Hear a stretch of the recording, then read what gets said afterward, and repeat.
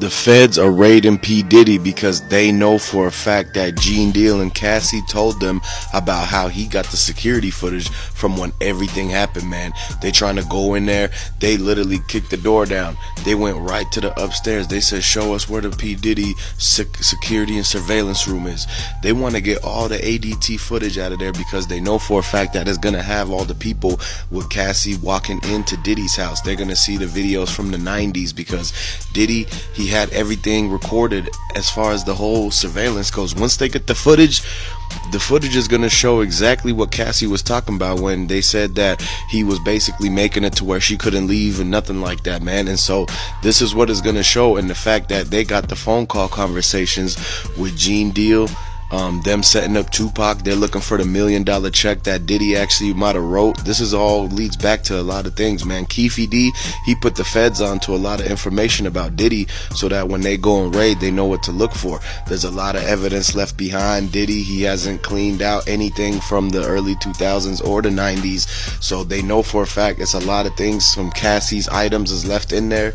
There's a few pagers, a few phones that he used to call Keefy D and Von Zip to send them the money for the hits and everything on Tupac.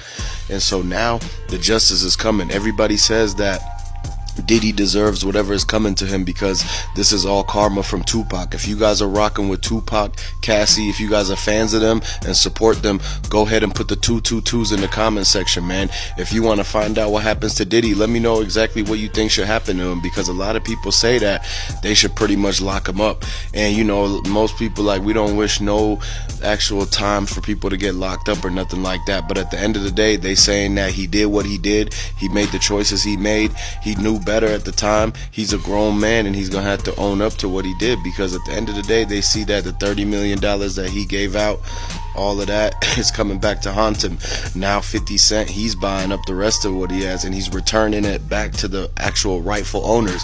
When Mace came out, Mace was talking about how Diddy was doing this for a long time, that he tried to get him to, and this is the reason why Bad Boys and Diplo and all of them, they have bad, like, they don't get along no more. Like, Diddy had a fallout with a lot of the people, including Cameron, including 50 Cent and everything like that. That's why 50 Cent, he keep trolling P. Diddy. He's telling everybody about how Diddy really is, because he knows the secrets. He's talked to all the celebrities, he's talked to all the famous people that used to hang around Diddy, and like literally they exposed the fact that this was what's really been going on behind the closed doors, man. He tried to invite everybody to them parties, but now people are actually like dropping the ball on Diddy. They pulled out all of his items out of Macy's. No one's shopping no more for Sean John. 50 Cent is thinking about buying Sean John and then giving it away to all the people who really need clothes in America and everything like that. It's coming to a point where they're undoing all of the stuff that Diddy did wrong, because they trying to find the justice for all of these people, man. Like Kim Porter, she needs to rest in peace. A lot of people are trying to find out exactly what Diddy did to Kim Porter. They know for a fact that he had a hand to play in what went down with that situation, man. Not only her, but with Tupac. People know exactly what Diddy's doing, man. He had a lot of people that was out doing hits for him. He had a lot of hitmen, he had a lot of henchmen, and all these people who were the pawn pieces of the chess game, man. At the end of the day, the feds, they got a 99% success rate. So once they get all the dirt on Diddy and they finally go and do the raids and capture him and everything like that, they're gonna talk to Snoop Dogg, they're gonna talk to 50 Cent, they're talking to Mike Tyson right now. They're asking about the Tupac situation. They have Keefy D in the interrogation room every day trying to find a way to be able to get home. They got him locked up for him doing his own side missions in the street when they knew for a fact that he was talking about the Tupac hit, and they used that against him to pretty much get him back into the hot seat. And now he's gonna tell on Diddy. If Keefy D already told on himself and literally confessed to doing the Tupac hit in the drill with his nephew and everybody in that white Cadillac, what makes you think that he's not gonna tell Puffy, Diddy, Sean Combs, whatever you want to call him? Because at the end of the day, he's gonna be looking out for his own best interest, because now it's every man for himself.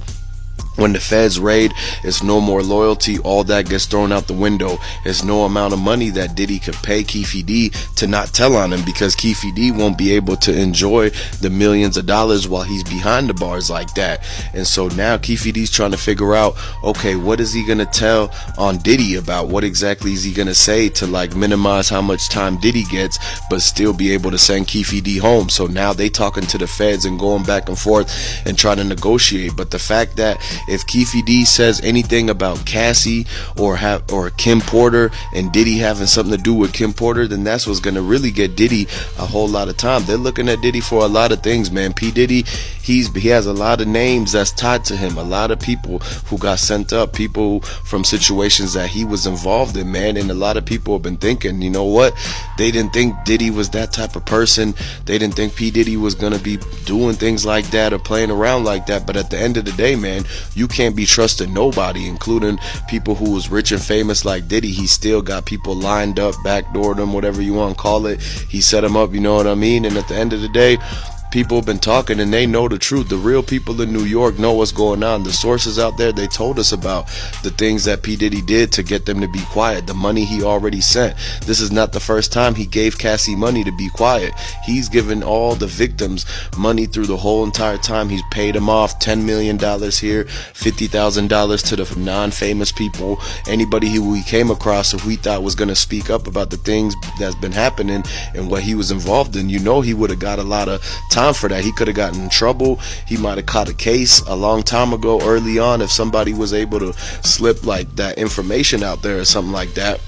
And this is why he was actually giving them a lot of the money to make them not say anything. But at the end of the day, the karma ended up catching back at him, because the person who he sent the most money to, Keefe D, the $1 million hit to take Tupac, that's the person who got him jammed up in the first place, because he said that Diddy sent them the money for this. And when the feds seen that in the Vlad interview, that's immediately when they went to go pick up Keefe D. Once they arrested him, they knew they were going to get one step closer to taking down P. Diddy. They're saying P. Diddy, he's the mastermind of this whole entire situation. And once all them companies he was working with found out that he was the mastermind, and then they seen the Cassie allegations and the accusers coming forward and everything, that's when they dropped him, man. He's not in Dillard's no more. They're not having him in any of them big department stores like Saks Fifth. They dropped Sean John collection out of Saks Fifth. All of the places, the liquor stores and everything, they're not having no more Ciroc or nothing like that.